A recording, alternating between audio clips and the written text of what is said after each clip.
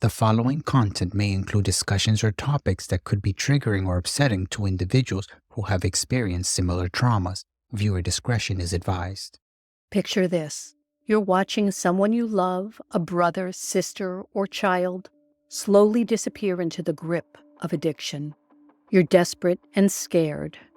You've tried everything: counseling, rehab centers, interventions. Nothing seems to break through the darkness. Then, like a beacon of hope, you hear about Narconon. They claim a miracle, a success rate of 70 to 90%, unheard of in the world of addiction recovery. But, as with any miracle cure, you must ask, what aren't they telling you? Behind Narconon's promises lie secrets. This is no ordinary rehab. It's rooted in the controversial teachings of L. Ron Hubbard, the founder of Scientology. Families who walk the road you're about to travel often ended in grief, yet again with more questions than answers.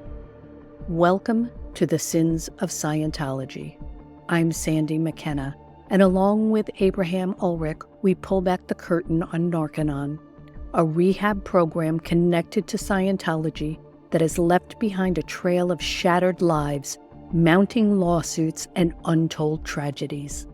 Together, we'll explore the origins, methods, and expansion, and most chillingly, the actual human cost of putting faith in a cure that promises so much, yet hides so much more. But before we dive in, ask yourself one question. Would you risk your life or the life of your loved one to break free from addiction?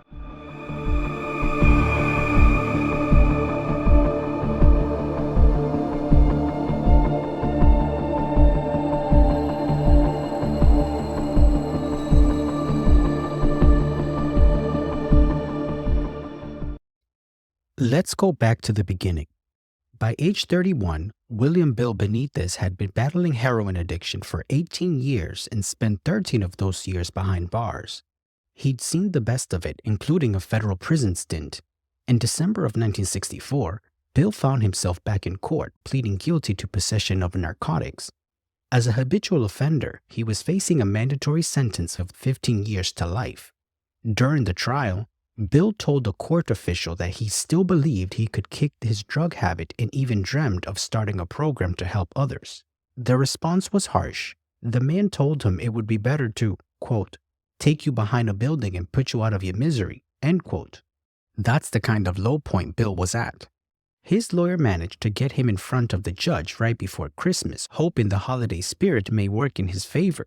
Bill made an impassioned plea to the judge, recounting how he had tried everything to quit drugs, joining the Marines, committing himself to psychiatric hospitals, isolating himself in remote towns, and even going through 2 marriages. But nothing had worked. Despite his failures, he told the judge that he hadn't given up hope. Apparently, the judge saw a flicker of something in Bill, sentencing him to a minimum of 15 years instead of life. So Bill returned to Arizona State Prison, but something transformative happened. A friend handed him a worn-out copy of L. Ron Hubbard's Fundamental of Thought. The book sparked something in him. He read it repeatedly, soaking in Hubbard's ideas about human abilities and how to develop them. He began to see his addiction not as a personal failing, but as a disability, something that could be overcome if he could just tap into his own potential. On August 2nd, 1965, after a month of studying Hubbard's work, Bill jumped down from his bunk and marked a big decision on his prison calendar. Decision to set up Narcotic Foundation. He wanted to create a program to help other addicts in prison, but prison officials rejected his request for 6 months. They couldn't imagine a program like that coming from an inmate. But Bill didn't give up, and eventually he got the green light to start on a trial basis. On February 19, 1966, the first Narconon program was born with 20 inmates. Word spread quickly, and soon over 60 prisoners were participating. Bill was so committed to his program that when he had a chance to leave prison early due to a legal technicality, he actually requested to stay behind to see his students through. He called it the best and hardest decision he ever made. With support from Hubbard and donations of materials, Narconon expanded fast. By the time Bill was released from prison in 1967, there were Narconon programs in 14 other prisons across the U.S. Bill then moved to California to take Narconon to the streets. By the 1970s, Narconon had grown beyond the prison system and became an international presence. Scientology saw an opportunity not only to help addicts but also to spread Hubbard's teachings to new audiences. Today, Narconon operates in over 30 countries, claiming to offer a revolutionary solution to addiction. But here's where things get complicated. Unlike traditional rehab programs which focus on evidence-based treatments like cognitive behavioral therapy, medically supervised detox, or 12-step programs, Narconon follows methods directly derived from Scientology. And let's not forget, Hubbard wasn't a medical doctor or an addiction expert. He was a science fiction writer turned self-help guru. But perhaps the most alarming aspect of Narconon is who's running the show. Narconon claims to be secular and separate from the Church of Scientology, but this is far from the truth. In reality, Narconon's methods and leadership are directly tied to Scientology. Narconon International oversees the operation of Narconon centers worldwide, and many of its directors and executives are members of the Sea Organization, Scientology's elite paramilitary wing. These individuals are not trained medical professionals or addiction experts. Instead, they're devoted followers of Hubbard's teachings, trained in Scientology's doctrines. Let's examine the connection between Narconon and Scientology. On the surface, Narconon claims to be completely non-religious, saying it only uses L. Ron Hubbard's secular research for drug rehab. That's important because in the U.S., there's a separation between church and state, and the government can't fund religious programs. Narconon sticks to that line to keep its funding options open.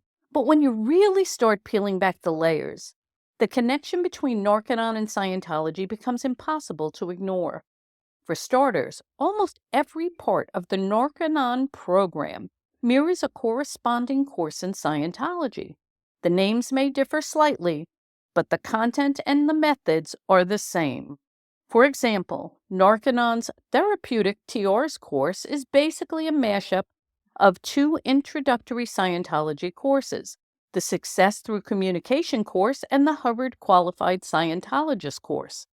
In both Narconon and Scientology, these courses are designed to get people started on what Scientology calls the bridge to total freedom. Even the exercises in the program, the infamous training routines, TRs, are rooted in Scientology. The TRs were originally developed to train Scientologists in the 1950s.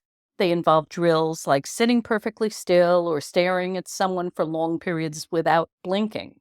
And while they might seem like harmless communication exercises, their real purpose is much more spiritual in the Scientology context. These TRs are meant to prepare you for auditing, the core practice in Scientology where you clear your mind of past traumas or engrams. The TRs are just the beginning. Narconon's New Life Detoxification program is nearly identical to Scientology's Purification Rundown. Both involve a controversial process where participants spend hours in a sauna, supposedly sweating out toxins and drug residues paired with megadoses of vitamins. Scientology believes this also cleanses spiritual and mental impurities.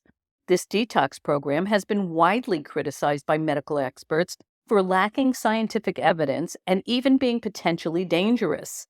Hubbard's claims, especially the idea that you can sweat out radiation stored in your body, are dismissed as pseudoscience by the broader medical community. What's also worth noting is the ups and downs in life course and the personal values and integrity course in Narconon. They're straight out of Scientology's playbook.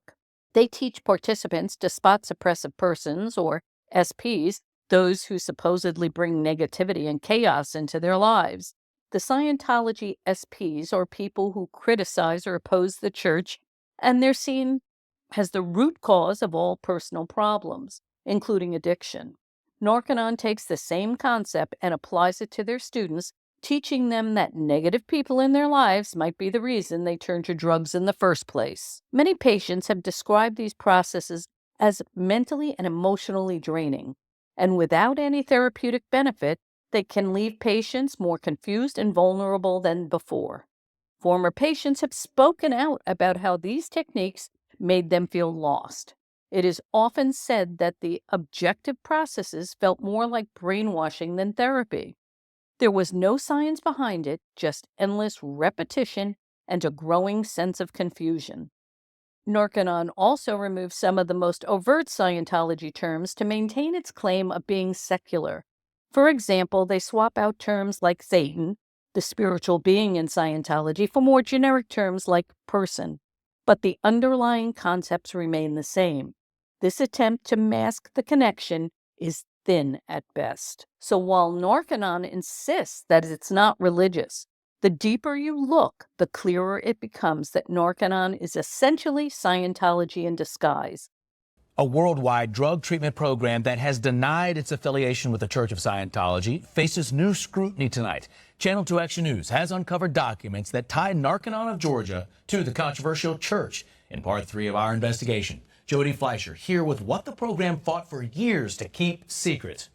Justin, the records show the Georgia program director knew staff were drinking and doing drugs with patients. But whistleblowers tell us the focus was on image, not on fixing the problems. And that the church really uses Narconon to make money and recruit vulnerable addicts into Scientology. Is it what it pretends to be? Absolutely not. Lucas Catton says he knows the Narconon drug treatment program better than almost anyone. He went through it as a student, then rose to become president of the flagship Arrowhead facility in Oklahoma. Narconon is essentially, it is Scientology. From the start, patients are given megadoses of vitamins like niacin. So much the state requires they sign a consent form acknowledging health risks. Addicts spend roughly 5 hours a day in a sauna intended to rid their body of drug toxins. And they study communication techniques written by Church of Scientology founder L. Ron Hubbard. They did weird things. You had to get to different levels. Colleen Desmond is suing Narconon of Georgia after her son Patrick died while enrolled there. Records show he got drunk with his housing monitor, then used heroin for the first time. Her attorney questioned Narconon's medical director under oath. Did you know you were listed as their medical director?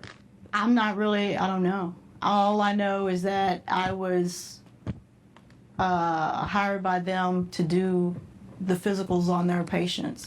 Did you ever visit the sauna? No, Did you ever visit the Narconon facility? no. There's no truth to say except we're helping people. But Narconon's executive director, Mary Reeser, knew of problems. In this internal memo, she wrote about a bad situation at housing, and she felt the students were in danger. It was pretty common knowledge that the Narconon here in Georgia was very disorganized, that there was a higher incidence rate of drug and alcohol use within the facility by the students. Within days after Patrick's death, a memo was sent from Narconon of Georgia to the OSA, which is the Church of Scientology. I have arranged for a minister to come. He is not going to flap PR-wise, wrote Reeser. Catton says that means wouldn't create a public relations problem. That it's not just the connection, that it is a direct channel. I've never seen anything like this public before now. I am a Scientologist. Okay, that's my church. But they don't have, they don't manage here. You sent this letter to the national church advising them of Patrick's death within the days after his death. Why? Well, I'm not going to speak to why I did that, but that's not a governing body for me. And if that is my church. So I don't know if I'd been a Baptist, I might have told my church. Why don't they just say this is Scientology?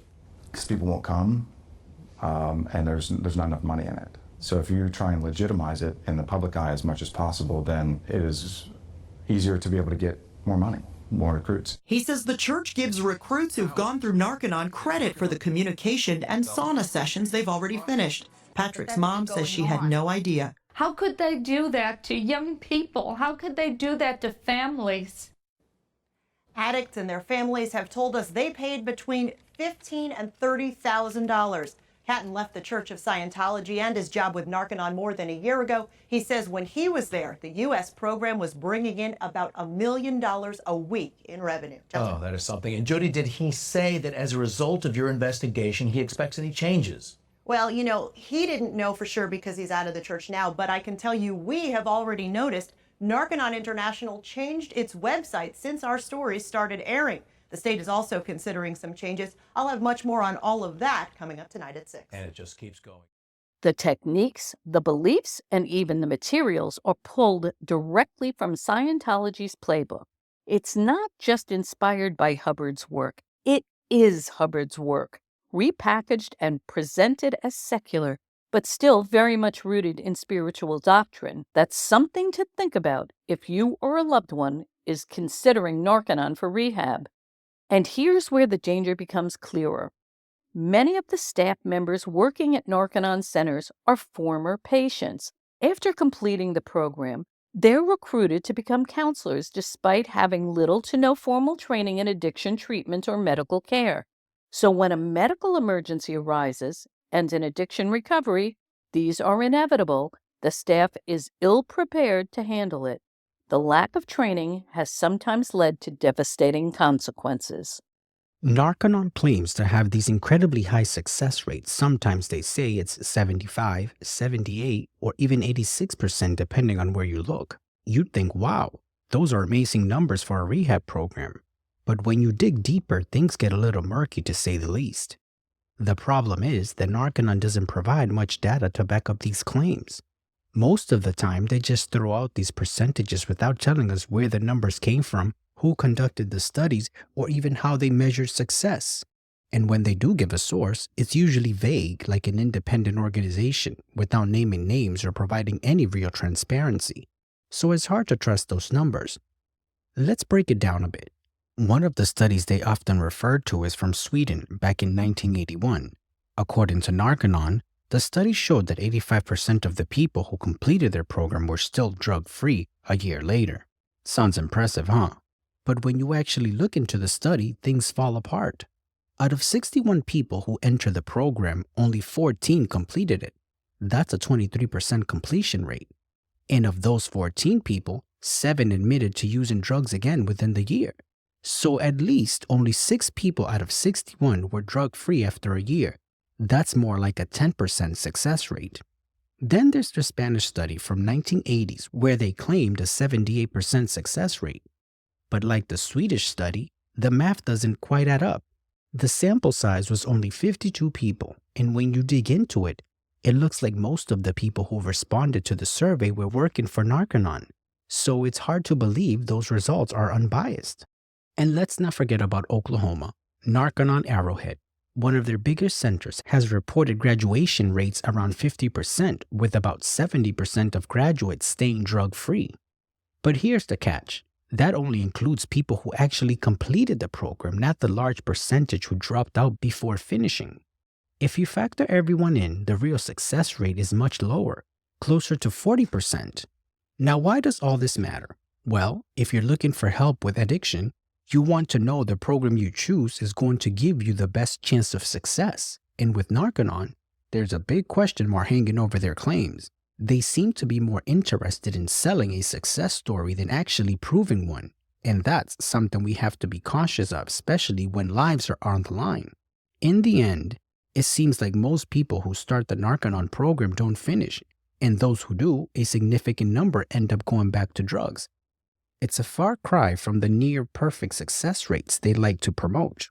In 2006, Narconon found itself under intense scrutiny when it applied for a conditional use permit to establish a drug and alcohol rehab facility in Bouquet Canyon, California.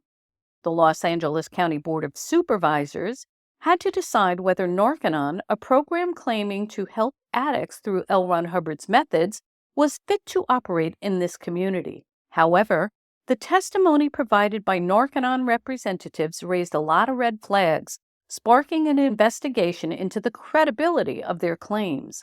Narconon's representatives painted a glowing picture of their operations during public hearings, claiming everything was above board. They compared the proposed Bouquet Canyon facility to their existing Warner Springs facility and dismissed concerns from the community members as wild rumors. But something didn't sit right with the locals, and an investigation was launched to verify whether what Narconon was saying lined up with reality.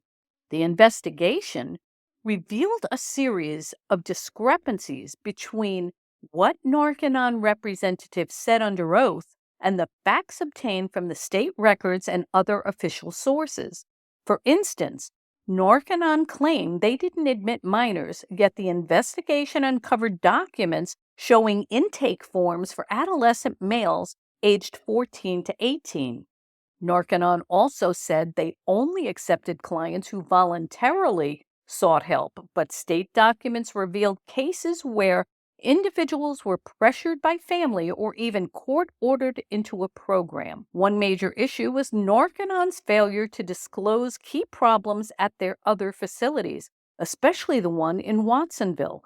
Narconon conveniently left out that this rural facility had been plagued with complaints, from trespassing issues to violations of state regulations, including letting an unlicensed employee drive a van, posing a risk to the public. The investigation also found that Narconon had no legal ability to keep addicts on their property once they wanted to leave, despite Narconon claiming that they could find and return clients who left the facility. They had no legal authority to do so. In fact, trying to bring them back could easily cross the line into kidnapping. So much for keeping the community safe, right? Narconon's credibility took further hits when it was revealed that they accepted clients still under the influence of drugs despite claiming otherwise. There were also serious issues with staff qualifications. Narconon had been caught operating without properly trained personnel, including those without CPR certification. This raised concerns about the safety of their operations, especially in emergency situations. To top it all off, Narconon positioned itself as a charitable organization, making it seem like they were driven by a sense of altruism. But internal documents painted a different picture. Narconon was also in the business of selling how-to packages for starting new facilities and pushing Scientology onto clients despite claiming they were non-religious.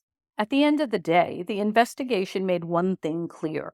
Narconon wasn't telling the whole truth. Their failure to provide accurate information and to comply with state laws made them an unreliable operator. The community was justified in its concerns, and the recommendation was simple. Narconon shouldn't be rewarded with a permit to open in Bouquet Canyon. This case highlighted Narconon's pattern of bending the truth to the public and government officials. Whether it was intentional or out of ignorance, the outcome was the same. Narconon simply couldn't be trusted.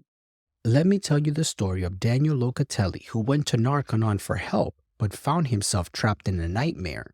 Daniel's fiancée, Sarah Locatelli, thought she was doing the right thing when she paid for his rehabilitation at a Narconon facility in California. She had no idea what they were really getting into. From the start, Narconon promised life-changing rehab, claiming to be a secular program. But as Daniel discovered, it was deeply rooted in Scientology practices. Instead of receiving proper treatment, Daniel was subjected to bizarre and degrading therapy sessions where staff verbally attacked him, often with homophobic slurs, despite the fact that Daniel isn't gay. When he needed medical care, they denied it, and when he asked to leave, they wouldn't let him go. Daniel was essentially held captive for 4 days. His belongings were confiscated, and the staff refused to let him walk out. It wasn't until he found a way to escape that he finally broke free. But the story doesn't end there. Sarah, devastated by what her fiancé had endured, tried to get a refund from Narconon. They ignored her, so she took matters into her own hands and filed a lawsuit. In it, she exposed how Narconon had misled them from the very beginning. The program was run by Scientology, though they had hidden that fact, and the services provided were dangerous and not as advertised. The complaint also revealed the disgusting culture with Narconon, where verbal abuse, homophobia, and neglect were commonplace.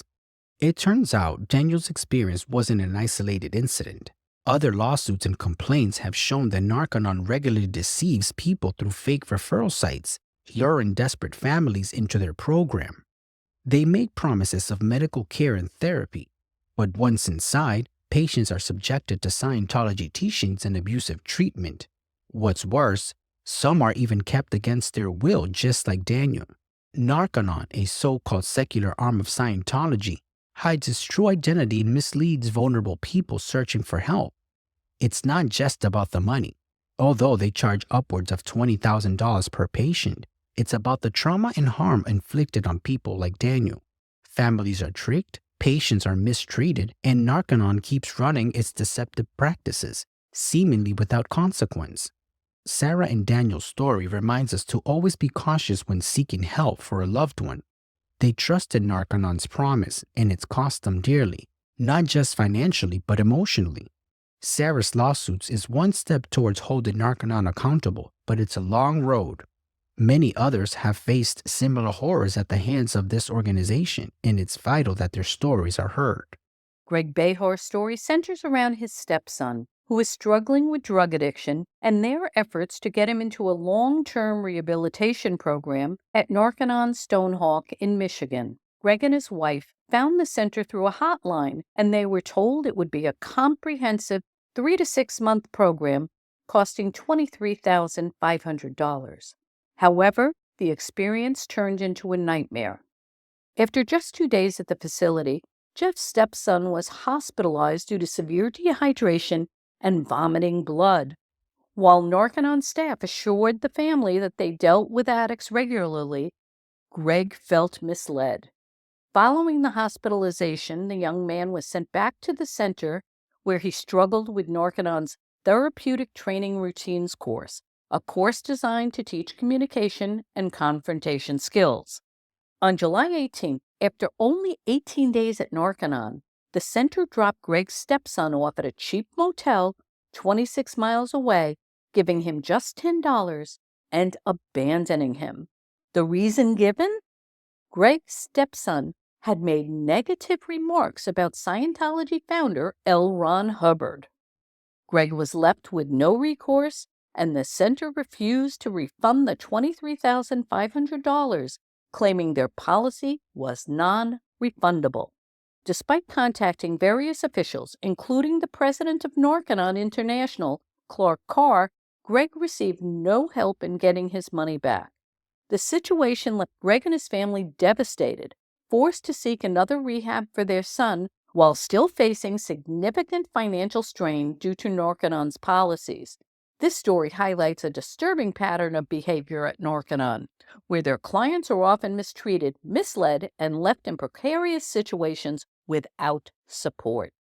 In late November 2007, a family from Michigan was desperately looking to help their son, who was struggling with drug addiction. They found Narconon Stonehawk through a web search and got in touch with the owner, Per Wickstrom. While the cost of the program was steep, Per had a solution. He helped the families apply for credit cards and secured a $20,000 line of credit to pay for the program and associated services. On December 2nd, the family dropped off their son at Narconon Stonehawk in Albion, Michigan. Only a few days later, their son called, begging them to come back and get him.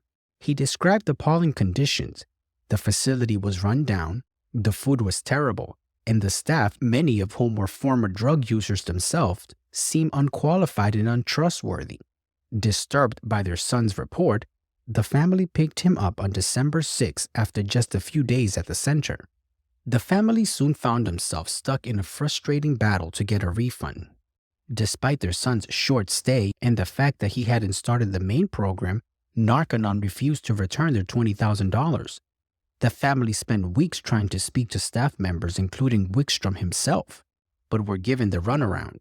When they did manage to get in touch, they were told the money was non-refundable due to the signed contract, even though their son had only completed detox and not the full treatment. The father, Jeff, wrote a heartfelt letter to Per explaining how the program's Scientology-based practices were against their beliefs and pleading for a refund. Wickstrom eventually responded, but he mostly defended the program and reiterated the non-refundable policy. He did suggest that he might be willing to refund part of the money, but the family was left uncertain about how much they could expect to get back. Throughout this ordeal, the family also reached out to Narconon board members, local officials, and the credit card companies to dispute the charges, but progress was slow. Despite the financial strain, the family focused on finding new treatment for their son, who fortunately stayed clean after leaving Narconon. This story highlights not only the questionable practice of Narconon, but also the financial burden placed on vulnerable families seeking help for their loved ones. In this story, a couple was convinced by an admissions representative named Kyle that Narconon would provide alcohol counseling and holistic treatment for the husband's alcohol addiction. They were told that the treatment would last about 2.5 months, starting with a 3-week sauna detox. However, the experience turned out to be very different. The husband underwent a 10-day withdrawal period before even starting the sauna detox, which lasted an additional 4 weeks, longer than initially described.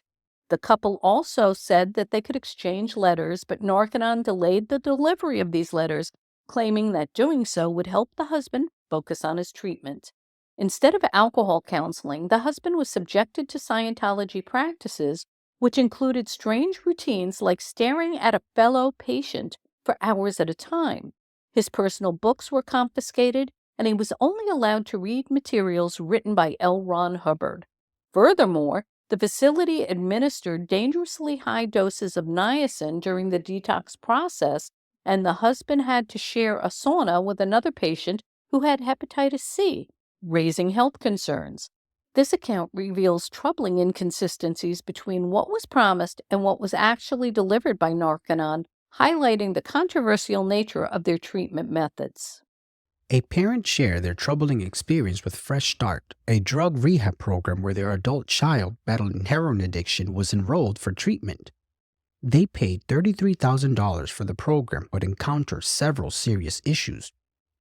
The parent was never informed that Fresh Start was affiliated with Narconon, a controversial rehab program tied to Scientology. They were misled about their son's ability to use prescription medications for depression and anxiety. Although the program's website claimed that non-narcotics prescriptions were allowed, the staff refused to let him take his prescribed medication after initially permitting him to use medication during detox. The staff, who mostly appeared to be former addicts in recovery themselves, moved the son back and forth between Nevada and California 4 times within the first few weeks, ignoring his wishes. Despite a psychiatrist recommending medication for his depression, Fresh Start staff denied all medications, though they allowed him to continue smoking cigarettes. After 4 weeks of instability, including a visit to the hospital for his mental health, Fresh Start completely lost track of the son, making no attempt to follow up or contact him after his discharge. The son eventually went missing for several weeks and relapsed into drug use, with Fresh Start never contacting the parents about his whereabouts or status. To make matters worse, Fresh Start never returned his personal belongings despite numerous calls and voicemails. In June 2017, a desperate parent enrolled their son in Fresh Start, a Narconon rehab facility, believing it was a medical treatment center. After researching drug rehab options in Wisconsin, they found Fresh Start, which was advertised as having a 90% success rate. The parent paid $33,000 for a 5-month program and $6,000 for an intervention. They were promised medical detox, professional counseling, education, and even job training. But after their son arrived, the parent grew suspicious. Further investigations revealed disturbing information about Narconon's practices, which included pseudoscientific methods and potentially dangerous treatments. After just 4 days, the parent visited the facility, which they found to be overcrowded, dirty, and run down. They immediately removed their son from the program and requested a refund, as their paperwork indicated eligibility for a refund if the stay was less than 7 days.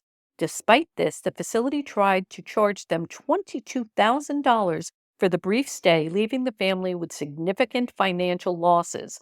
The parent later discovered that Narconon uses deceptive marketing practices, owning multiple search engines to trick families into believing they are contacting local facilities when it's actually Narconon.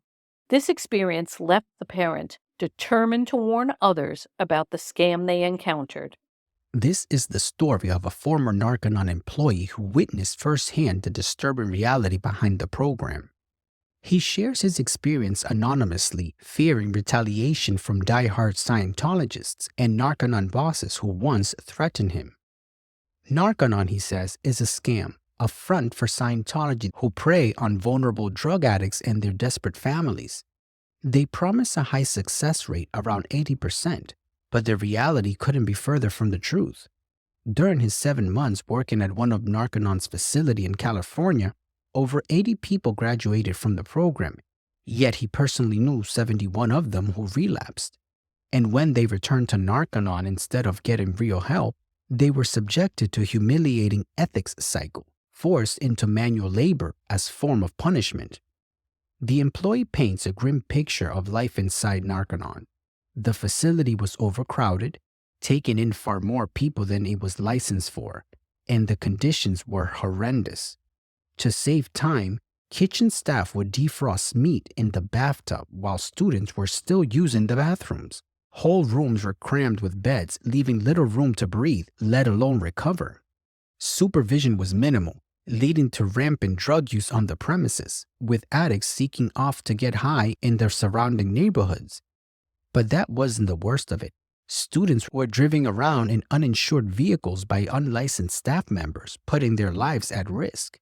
The overcrowded facility was so poorly managed that Narconon started putting students in apartments miles away with zero oversight. These makeshift living arrangements weren't licensed or known by state authorities. The shocking part is that many graduates didn't just relapse. They were convinced to work at Narconon. These recovering addicts were manipulated into thinking that leaving Narconon would lead them back to drugs, so they were persuaded to stay, working 12-hour shifts 6 days a week for just $50. Their training? It didn't come from professionals or medical experts. It came straight from Scientology. These counselors, who were themselves former addicts, had no formal qualification in addiction treatment. They were just recent graduates, paid to perpetuate the system. Narconon wasn't just taking advantage of addicts. It was also lying to their families. Desperate people trying to save their loved ones were charged over $22,000 for treatment, convinced that insurance would cover it, only to discover later that it didn't. Much of that money was funneled into Scientology, with thousands going to buy Scientology books from an organization tied to the church. The employee's role at Narconon was to recruit new students, and he was told to lie about everything. They fabricated success rates, making up numbers based on old, non-existent studies. They even claimed insurance coverage that didn't exist, leading families to hand over their life savings hoping for reimbursement that would never come. Narconon's so-called success was a lie, and the staff knew it. Graduates relapsed almost immediately, with families calling in despair, asking why their loved ones had fallen back into addiction so soon after completing the program. Yet, Narconon continued to boast about its supposed 80% success rate. This former employee saw staff member relapse too, including the facility's only licensed medical professional, a nurse who had gone through the program herself. In his time there, students and staff alike were frequently expelled for drug use, inappropriate behavior, or even labeled suppressive for not falling in line with the teachings of Scientology. Ultimately, this whistleblower left Narconon after confronting his bosses about the deceptive practices he could no longer ignore. But his departure didn't come without consequences. He received threatening messages from his former employers, Scientologists who didn't want him sharing the truth. Despite the danger, he felt compelled to speak out in the hopes of saving just one person from falling into Narconon's trap. His message is clear. Narconon, it's not what it seems. It's a predatory organization that takes advantage of addicts and their families, tearing lives apart in the process. Another former employee of Narconon recounts her time working at the facility, painting a disturbing picture of what it was really like behind the scenes. She recalls upon joining, the strange environment quickly became evident when she noticed that the only picture on the wall was that of Scientology founder L. Ron Hubbard. She was immediately drawn to the group mentality, believing that she and the other staff were helping people. However, she soon realized that instead of rehabilitation, the center offered nothing resembling the traditional drug treatment, that there was no 12-step programs, no discussions about addiction triggers or any therapy sessions. Instead, clients were told that their addiction was entirely their own fault, regardless of their past traumas or circumstances. Her job included collecting payments from desperate families. She recalled cases where they convinced family members to mortgage their homes or cash out the retirement funds to pay for treatment. She also observed that all the rehabilitation methods were based on Scientology courses, which could easily be found in any Church of Scientology. These courses involved bizarre activities like having people stare at each other for hours without moving, techniques that the employee described as a form of hypnosis. The employee said the treatment also included the purification rundown, which now we know required patients to sit and spend hours in a sauna, supposedly sweating out toxins. Patients were given dangerously high doses of niacin and forced to exercise before even entering the sauna. The former staff member said that these practices were not only ineffective, but also harmful, especially for people in fragile physical and mental states. The employee shared stories of staff mistreatment as well, including her own experience of being sent to a Narconon facility on a Native American reservation in Oklahoma when she tried to leave. She was held there for 3 months before escaping with the help of strangers. Her account also includes stories of patients in crisis, such as one man who was detoxing from alcohol and began smashing his head against the wall while hallucinating with no medical staff available to help. John Cunningham was 58 years old, retired from Boeing after a 35-year career as a mechanic working on airplanes, married 25 years to the only woman he ever loved, had 2 daughters. He injured his back and got addicted to Vicodin. Then finally one day, he just came clean to his family. He says, look guys, I'm addicted to medications. And they went and started looking for rehab facilities and found this wonderful place called Redwood Cliffs. Redwood Cliffs told them, look, we've got doctors here, we've got one-on-one counseling. And in the midst of all that, Redwood Cliffs said, oh, you need to detox first before you do rehab here. So John was taken to this Bright Futures detox. His withdrawal is mismanaged terribly. After 5 days of being at Bright Futures, this 25-year-old owner couldn't find John in the house. She goes into his bedroom and he's hanging in there in the closet with his own belt. When the family finally learned that this Bright Futures was just open for about 6 weeks before John goes there, up until the time they just knew Redwood Cliffs, was Narconon Redwood Cliffs. No doctors in sight, no medications. They got a 25-year-old girl who knows nothing about how to properly manage a detox. And the verdict was the largest suicide verdict against a rehab in California history. John, who took his life, only got hit with 15% responsibility. If you are under-medicating somebody, you are going to torture them to death. And if you don't manage that, you're just going to push that person. Eventually, they're going to end the torture themselves. Gabriel Graves, October 2011. Gabriel Graves, a 32-year-old man, was found dead at Narconon Arrowhead in October 2011. He had enrolled in the program to overcome drug addiction but died suddenly under mysterious circumstances.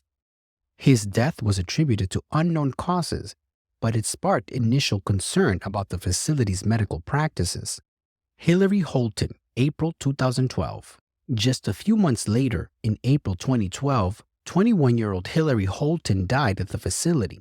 Holton reportedly had a pre-existing medical condition, and her family alleged that the facility had failed to provide proper medical care. Narconon Arrowhead faced accusations of negligence and misrepresentation regarding their ability to manage medical conditions. Stacy Dawn Murphy, July 2012. The most publicized of the deaths occurred in July 2012, when 20-year-old Stacy Dawn Murphy was found dead at Narconon Arrowhead after an apparent drug relapse. Murphy had been allowed to return to the facility unsupervised after completing a sauna-based detox, despite being in a vulnerable state.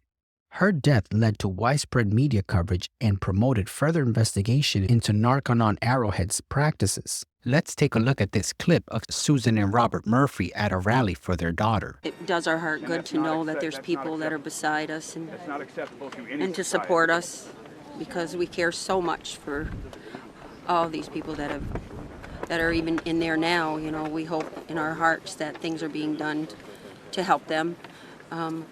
But justice needs to be done, and things need to be looked into, and laws need to be obeyed. And in order for these laws to be obeyed, I guess we need to be doing what we're doing right now in order for them to listen, because nobody else seems to be listening right at this moment. These deaths led to investigations by multiple agencies, including the Oklahoma Department of Mental Health and Substance Abuse Services. The department expressed concerns about the lack of medical oversight at the facility, especially given that Narconon Arrowhead was marketing itself as a comprehensive rehab center with claims of high success rates. In the wake of the deaths, Oklahoma officials began a thorough review of the facility's treatment protocols, including its use of the Purification Rundown. You know, that sauna-based detox program derived from Scientology teachings? As we know, this program combines high doses of vitamins and niacin.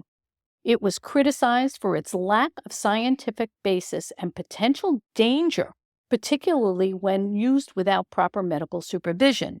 As a result of these investigations, in 2013, the Oklahoma Department of Mental Health and Substance Abuse Services revoked Narconon Arrowhead's certification to provide medical detox services.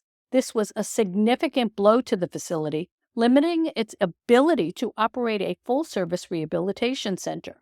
The families of Gabrielle Graves, Hillary Holton, and Stacy Murphy filed wrongful death lawsuits against Narconon Arrowhead, accusing the center of negligence and misrepresentation.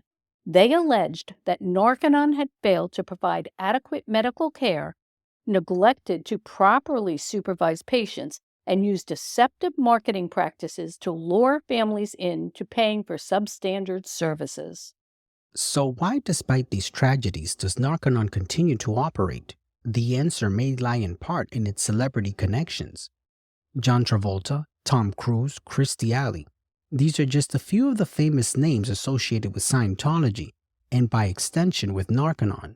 Their public support of the program has helped shield Narconon from scrutiny and given it an air of legitimacy. John Travolta's story is particularly tragic.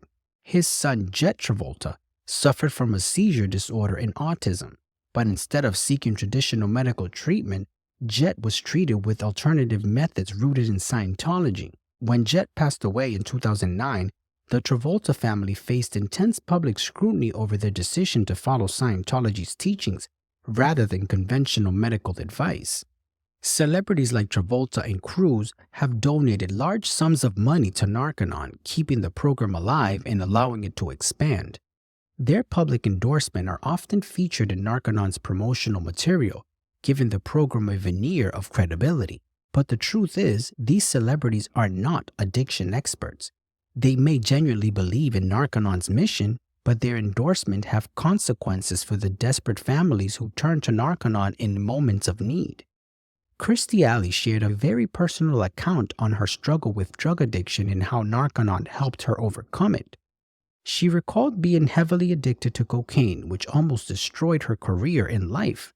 After moving to Los Angeles in 1979, she sought help at Narconon and completed their program, which she described as a turning point. Alley credited Narconon with saving her life and setting her on the path to becoming an actress. After completing the program, she remained drug-free and became an international spokesperson for Narconon Shiloko, a rehabilitation center that helps people recover from drug and alcohol addiction, especially Native Americans in the Oklahoma region. Kirstie emphasizes that Narconon's approach is based on L. Ron Hubbard's methods, and she advocated for the program because of its success in stopping the revolving door of addiction. Unlike traditional rehab programs, Narconon only accepts individuals who make the personal decision to quit, which Alley believed was crucial in her own recovery. Until her death on December 5, 2022, she remained committed to helping others through Narconon, using her platform to raise awareness and share her journey from addiction to sobriety. Let's take a look at this clip from Entertainment Tonight where Kirstie Alley talks about her addiction. One of the sentences that opened up one of the chapters in your book really stuck out to me. You said, or you wrote, "I did enough cocaine to kill several people." Yeah, I did. Did you ever think that you were going to overdose? You said you were taking your pulse after every line. I thought I was going to overdose almost every time. There was about a year span that I did cocaine that I was doing it, you could say, more occasionally on the weekend. Then my weekend became a 3-day weekend, then it became 4, and then it became 5. But I would do so much at a time that I would, I'd snort the coke and then I'd sit there and I'd take my pulse. I'm dying, I'm dying, I'm dying. And who would keep doing it? But it's such a weird, mind trippy addiction. And how did you pull yourself out of that? A friend of mine sent me this book. Most of my friends were drug addicts, so they didn't send me books. But one of my friends who was a Scientologist, she sent me Dianetics. And somehow I got through it and I thought, this is either the world's biggest scam or this is how I'm going to get rid of this hideous compulsion that I. Narconon is not just a U.S.-based program. It operates worldwide. In some countries, it's branded as a wellness retreat. In others, it's promoted as an alternative health facility. However, no matter where it operates, the core methods remain the same: the purification rundown, objective processes, and untrained staff. Narconon has faced legal challenges across the globe. In France, several Narconon centers were shut down after authorities investigated the program's ties to Scientology. In Italy, Narconon has been fined for deceptive practices. In Canada, Narconon has come under fire for operating without proper medical oversight. But despite these challenges, Narconon continues to find ways to adapt, often rebranding itself to avoid scrutiny. In many countries, its affiliation with Scientology is hidden, allowing it to attract patients who may not be aware of its controversial roots. Although Narconon has faced lawsuits and deaths, it remains resilient, and that resilience is mainly due to its deep connections to the Church of Scientology and the celebrities who continue to support it. We've pulled back the curtain on Narconon, but questions still remain. How does a program tied to so much controversy, so many lawsuits, and so much tragedy continue to thrive in the shadows? Is it because families are desperate for any solution, no matter the cost? Or is it because Narconon celebrity backers give it the protection and legitimacy it needs to survive? For those who walk the road of addiction recovery, the promise of hope can be a powerful one. But how much are you willing to risk when that hope comes with dangerous methods, unqualified staff, and a body count? Ultimately, it's a choice families will continue to make. But when the stakes are this high, when the lives of your loved ones hang in the balance, how much are you willing to gamble on a program that promises so much but delivers so little? I am Abraham Ulrich, and along with Sandy McKenna, thank you for joining us on this episode of Sins of Scientology. If you'd like to hear more true crime stories, be sure to like and subscribe. You can also find us on Instagram and on TikTok at Sinners and Secrets. Until next time, keep questioning, keep seeking, and may your journey be as rich and enlightening as the stories you encounter.